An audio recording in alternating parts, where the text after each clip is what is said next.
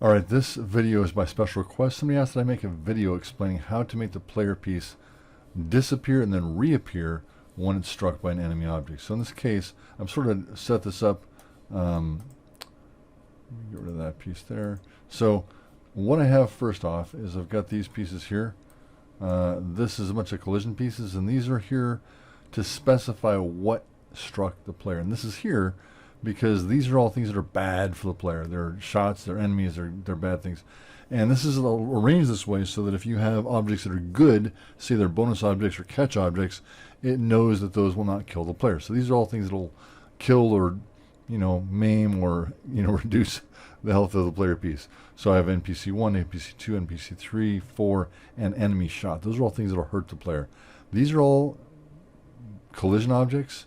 They're set to which specific object is striking us, and they feed a message. Now the message is just right here, and it goes like right there. The mailbox is here, and it pops out of the mail right next door. So this enemy collision feeds the mailbox for enemy collision, and this is where we start setting things into play.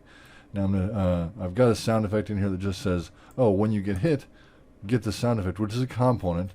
So if we go to components, we'll find sound effects or sound. And so I have a sound effect in here, this explosion, and I can use that. So you don't have to have that. That's sort of an optional thing. But I've got an animation that plays.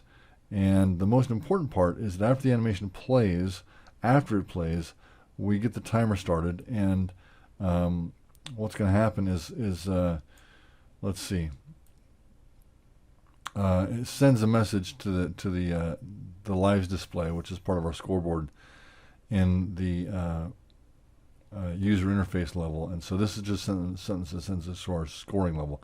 Now the important thing here is there's a few things that occur directly. Okay, so notice that this says as soon as we're struck and that enemy, as soon as we get hit, it disables this piece. Now all that means is that it's not going to work anymore for physics. It's not going to be collidable with. We can't strike it. So if anything else goes through its territory, it's not going to strike it. So it sets that to false. Okay, now what it also is going to do, once it plays that animation, is it sets a timer. And the timer says, let's go through 2 seconds or 3 seconds or whatever you want to do. And it's going to set that, when it does this, it starts the timer and it sets a number of 100 to the alpha. So when it's over, it goes to the alpha. Now, when the animation gets done, it sets the alpha to 0. Now, alpha 0 means it's going to be invisible. So this part's going to set it to invisible. And when the timer's done, it's going to set it back to visible. Now, at that time, it's also going to reset the object's X and Y positions. Now, at the beginning of when this thing loads, it's going to run a once. Once is something that happens when the object loads. So at the beginning of the game or the beginning of the level, when the player shows up, it's going to load this once.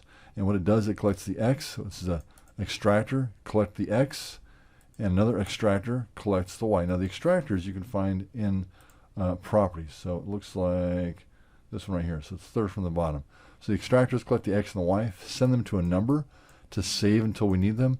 And then once this thing reloads, once the timer is done, it's going to get these numbers from here, send it through the getter, and reset the position of the X and Y. So when it gets hit anywhere in the screen, it makes it invisible, turns it off, disables it, and resets the X and Y value. So what also does when this timer is done is it resets the enabled back to true.